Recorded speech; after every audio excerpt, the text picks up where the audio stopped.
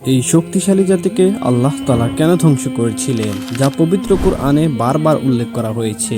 এই জাতির নাম ছিল সামুদ জাতি, যারা আদ জাতির মতোই শক্তিশালী ছিল। তারা পাহাড় কেটে উঁচু উঁচু প্রাসাদ তৈরি করত। তারা কৃষিকাজে অনেক দক্ষ ছিল এবং তারা অনেক উন্নত জীবন যাপন করত। এর ফলে তাদের মধ্যে অনেক অহংকার কাজ করত। তারা মনে করত তাদেরকে কেউ কখনোই পরাজিত করতে পারবে না। আবার তারা মূর্তি পূজাতে লিপ্ত ছিল।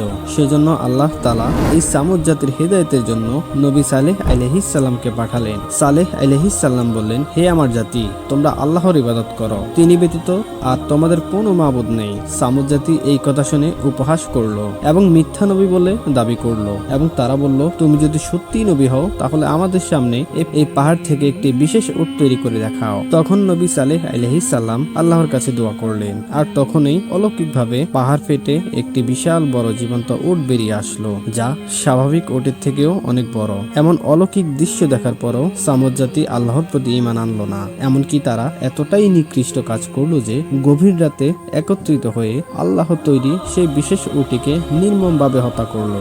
সময় চলে আসলো তাদের ধ্বংসের। তাদের উপর তীব্র ভয়ঙ্কর একটি শব্দ পাঠালেন। এই শব্দটি এতটাই ভয়ঙ্কর ছিল যে সামুদ জাতির অন্তর কেঁপে উঠল এবং তারা মৃত্যুবরণ করলো। আর তখনই শুরু হয়ে গেল ভয়ঙ্কর ভূমিকম্প, আর সামুদ জাতির বাড়িঘর ও প্রাসাদ ধুলোর সাথে মিশে গেল।